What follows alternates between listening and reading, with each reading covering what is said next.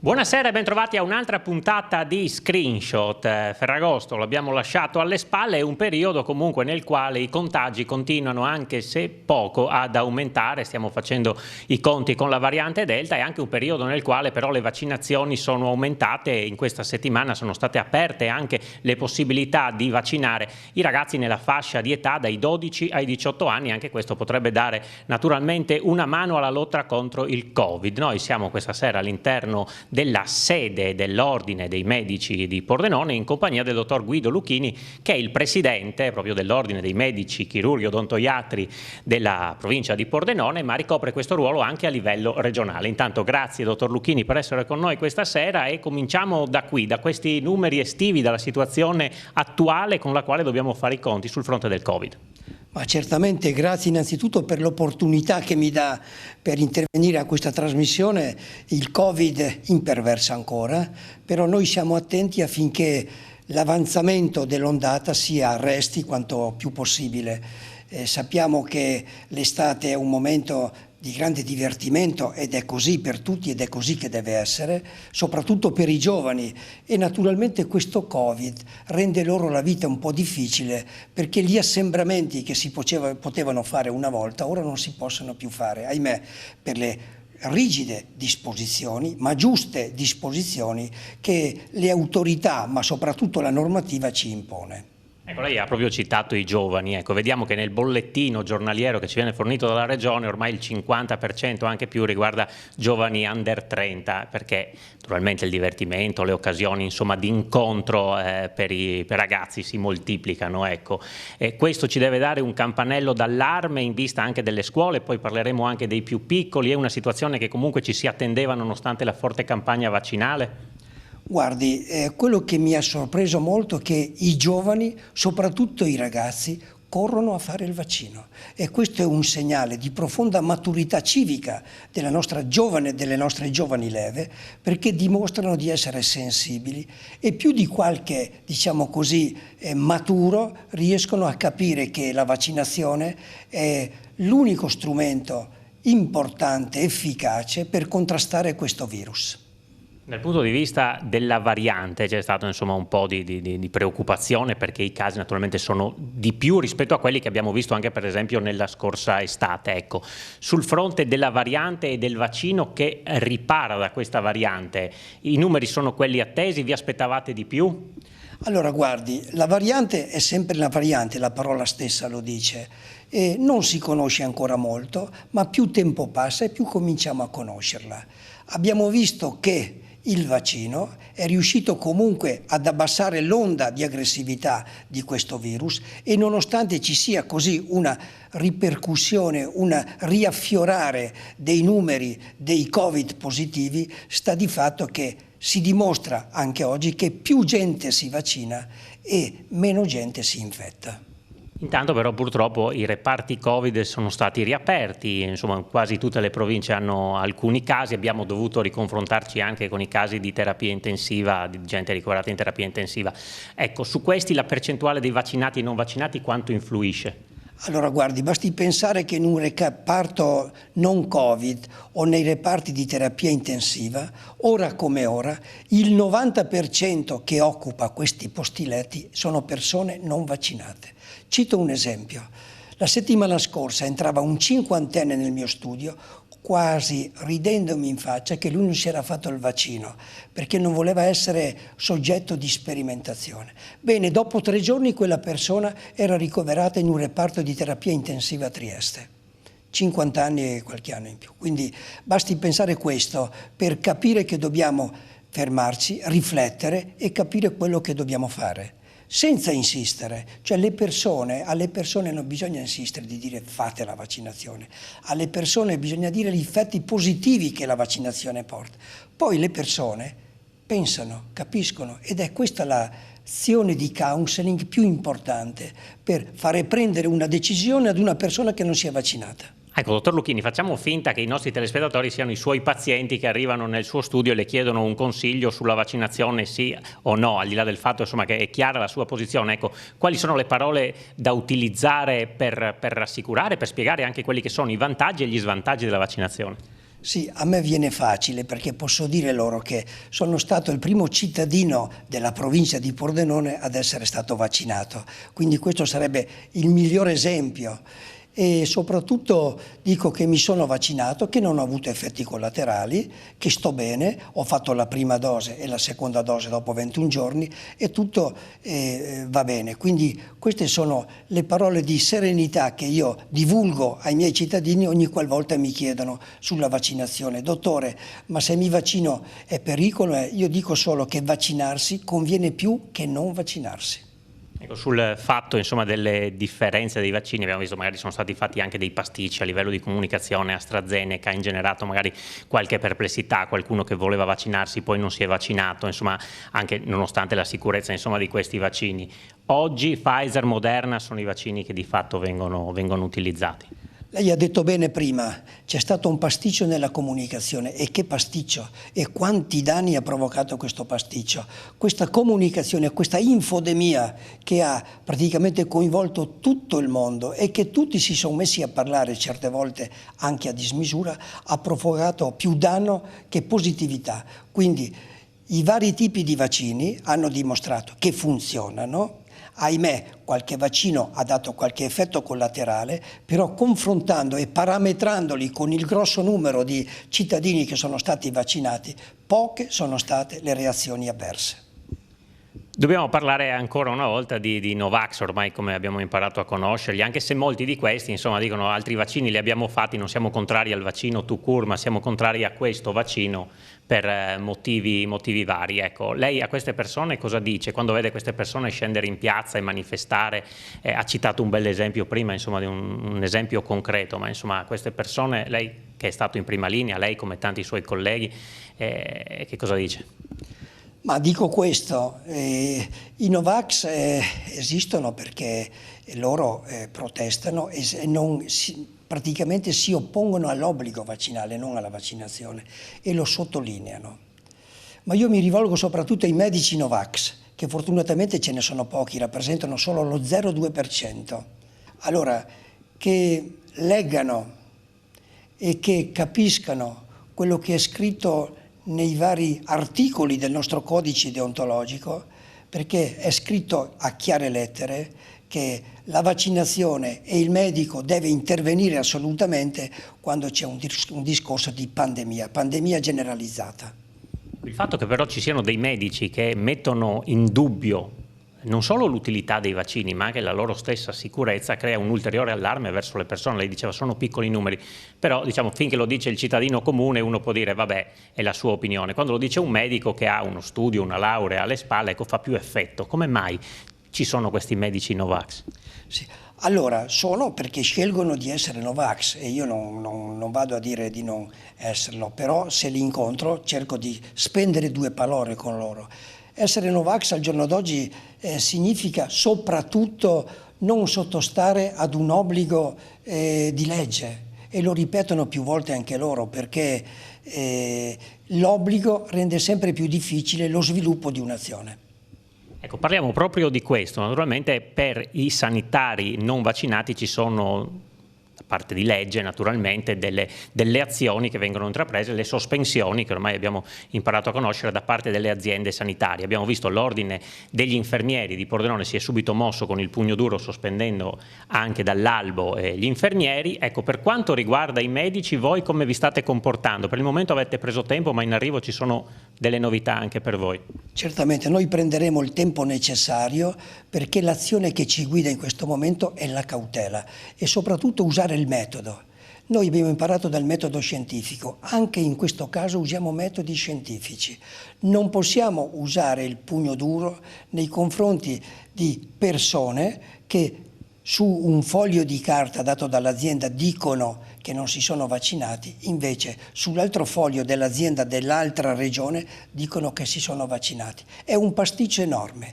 I sistemi informatici sono disallineati, non comunicano tra di loro, sono completamente scollegati. Quindi qui spezzo una lancia nei confronti dei dipartimenti di prevenzione che lavorano alacremente dalla mattina alla sera.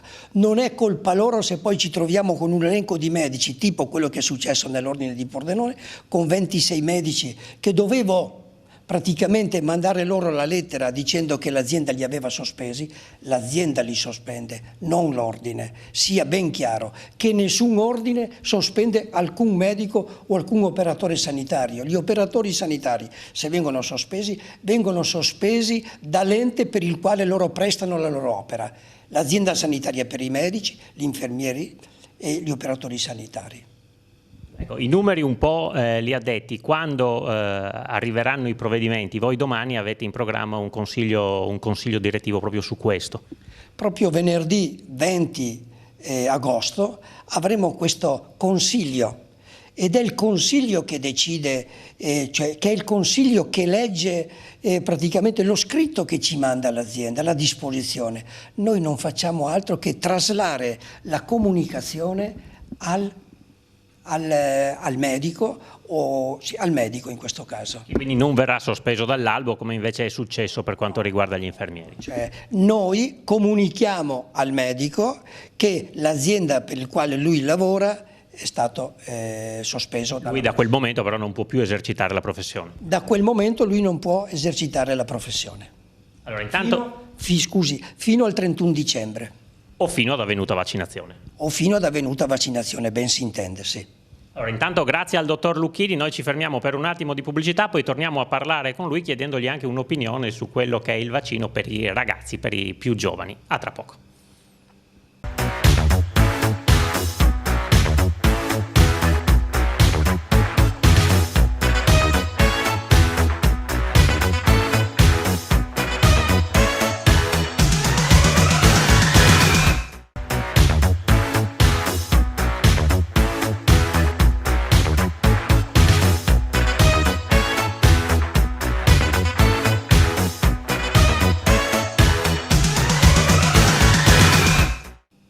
Rieccoci in compagnia di Screenshot, siamo assieme al dottor Guido Lucchini, presidente dell'Ordine dei Medici Chirurghi Odontoiatri della provincia di Pordenone e anche regionale. Insomma, abbiamo discusso anche sulle sospensioni in arrivo da parte delle aziende sanitarie per i medici non vaccinati, che abbiamo visto comunque essere pochi, fortunatamente, e ci eravamo lasciati con questa domanda.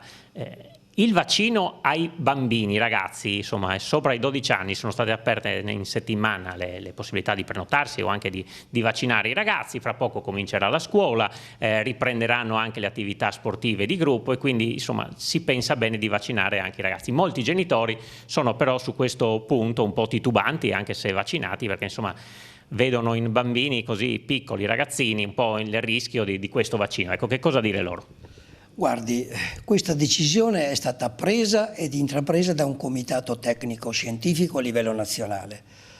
In questo caso noi dobbiamo credere alla scienza, perché se ci mettiamo a discutere se sia bene o male fare un vaccino ad un giovane, ad un ragazzo di 12 anni, è logico che viene facile sentire il genitore che dice che ha delle perplessità, ed è giusto, e sentire invece il genitore che con molta tranquillità propone a suo figlio di fare il vaccino. Dobbiamo attenersi a quelli che sono i dogmi scientifici, perché come si è visto e come si è dimostrato, questo vaccino fa molto, ma molto, molto più bene che male. Per quanto riguarda il Green Pass, questo strumento che ci permette insomma di muoverci liberamente un po' dappertutto, mentre invece costringe chi non ha questo documento a delle limitazioni anche personali, abbiamo visto le grandi proteste insomma, che ci sono stati in queste scorse settimane. Il suo parere insomma, su questo utilizzo in maniera così forte di questo strumento? Ecco, era l'unico modo per incentivare la vaccinazione, quasi a questo punto sì obbligando però le persone. Guardi, il Green Pass è uno dei tanti strumenti che in questa campagna vaccinale si è accostato per renderla più efficace. Cioè il Green Pass è uno strumento che certifica la posizione del cittadino dove va, lo rende sicuro e edotto l'esercente che riceve la persona con il Green Pass, chiamiamola la carta verde, in italiano il lascia passare. Non vedo il perché dobbiamo usare sempre questi termini anglosassoni, quindi ben venga chiamarla carta verde, che forse è più chiaro per tutti, ci semplifichiamo anche la vita. Il Green Pass è uno strumento in più per raggiungere quell'immunità di gregge che tanto speriamo si possa raggiungere. In questo caso inevitabilmente coinvolgendo anche i più piccoli, perché la quota di adulti che ci si aspettava non è stata raggiunta di fatto.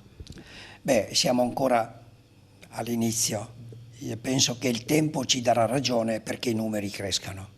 Io mi sposterei un attimo dal discorso Covid, perché l'attività che voi medici, medicina generale fate, medici di famiglia tutti i giorni è importante e impegnativa. Ecco, quanto il Covid vi ha sottratto da quelle che erano le problematiche anche dei pazienti che si ritrovano a dover convivere purtroppo con tante altre malattie, anche peggiori sicuramente del Covid, e che chiedono risposte al sistema sanitario che forse, è bene dirlo, in questi ultimi 18-20 mesi si è concentrato forse anche troppo sul Covid.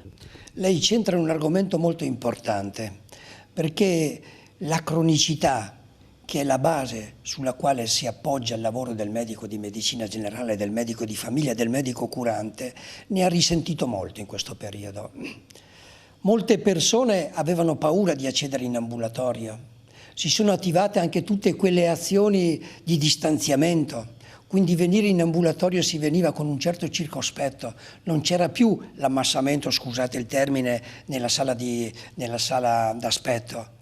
E questo ha penalizzato molto l'afflusso dei cittadini che avevano veramente bisogno, magari anche per patologie croniche, tipo il diabete, tipo la bronchite cronica, tipo la cardiopatia ischemica, gli infartuati, le persone con tumori. Le abbiamo viste meno e molte di queste persone non si sono sottoposte a causa del Covid a quel processo di follow-up, cioè di controllo cronico nel tempo della patologia per la quale loro soffrivano.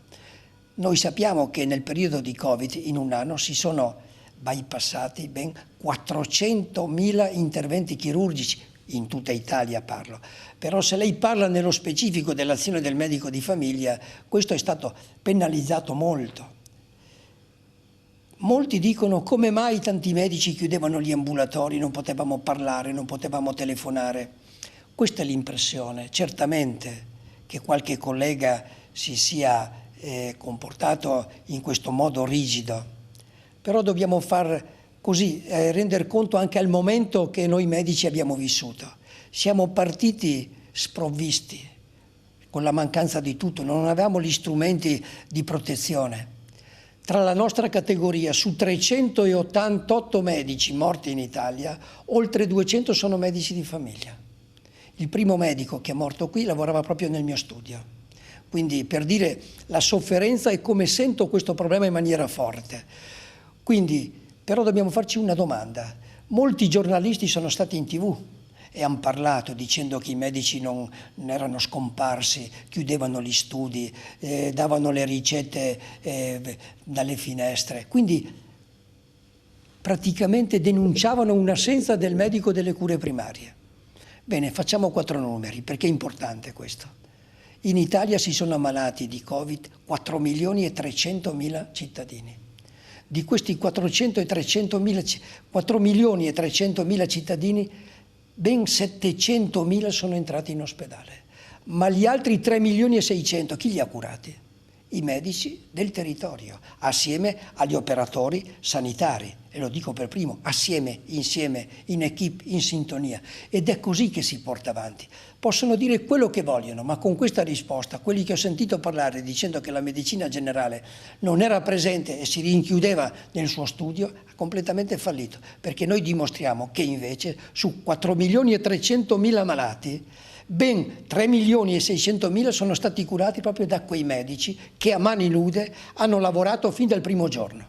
Bisogna dire che ci sono stati anche tanti medici in pensione che si sono rimessi al servizio poi del territorio, dei cittadini, come hanno potuto, con i tamponi, con tutti gli strumenti che hanno ritenuto indispensabili. Beh, per questi medici esprimo lode e come presidente di un ordine è quello proprio che si vuole sentire e si vuole vedere dai propri iscritti. La collaborazione, l'intervento, il supporto proprio in questi momenti di grande pandemia e la nostra classe medica lo ha dimostrato e l'ha dimostrato in grande. Ecco, poi un altro tema sicuramente importante è anche la prevenzione, anche le persone che stanno bene non devono per questo smettere di fare i controlli, di andare a farsi vedere, temendo magari che nelle strutture sanitarie ci sia il Covid. È successo anche questo.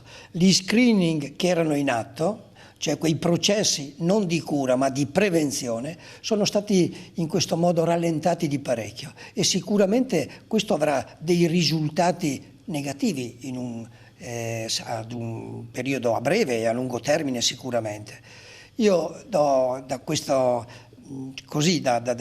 microfono dico sinceramente che dobbiamo ricominciare l'azione degli screening, perché gli screening sono delle azioni sanitarie semplici da attuarsi, non pericolose, e che il sistema regionale e nazionale in genere sia messo a disposizione per i cittadini. Per quanto riguarda invece, come dire, il futuro, l'autunno che ci dobbiamo attendere, ecco, che tipo di autunno sarà? Dovremmo rifare i conti di nuovo con molte quarantene, i casi secondo lei risaliranno, oppure il vaccino ci darà una mano e forse anche le attenzioni che ormai sono diventate di prassi comune ci aiuteranno? Dipenderà molto da noi. Dipenderà molto da noi, perché se noi attiveremo e attueremo sempre quelle azioni di distanziamento che ahimè sono antipatiche, ma se noi le attueremo e i dispositivi di protezione e le azioni di distanziamento saranno quelle che ci risolveranno le problematiche inerenti al Covid. Infatti un'altra delle considerazioni che si può fare è che nello scorso autunno-inverno l'influenza alla quale eravamo abituati era praticamente sparita o è passata e non ce ne siamo accorti? È successo proprio questo. Nella stagione passata non ci siamo accorti dell'epidemia influenzale che ogni anno, da gennaio ai primi di marzo, metteva le problematiche più forti e più concrete a livello degli ospedali, mettendo in forte disagio l'organizzazione dell'ospedale. Lei l'ha già sottolineato, ma insomma come domanda di chiusura è bene ribadire il concetto anche dell'orgoglio che lei citava prima per la classe dei medici che insomma in questi mesi hanno combattuto la loro parte dentro gli ospedali, negli studi, negli ambulatori, con i consigli al telefono, come hanno potuto, insomma, senza i dispositivi di protezione addirittura all'inizio, e anche i medici dell'USCA che sono andati insomma casa per casa. C'è secondo lei un ragionamento da fare però per quanto riguarda i nuovi medici? Cioè per un periodo ci siamo accorti che troppi medici, chiudiamo le liste all'università al numero chiuso, adesso ci si è improvvisamente accorti che mancano i medici. Questo è un altro discorso, dovremmo parlare una serata intera su questo. In passato le liste chiuse all'università erano chiuse perché non c'erano i docenti sufficienti per preparare un numero sufficiente di medici, quindi non potevano accogliere 20.000 iscritti per poi formarli, perché mancavano i docenti e le strutture. Il sistema è andato in default. Ora, proprio oggi, hai sentito, non più 10.000 borse di studio ai neolaureati sono state messe a disposizione, ma bensì 14.000.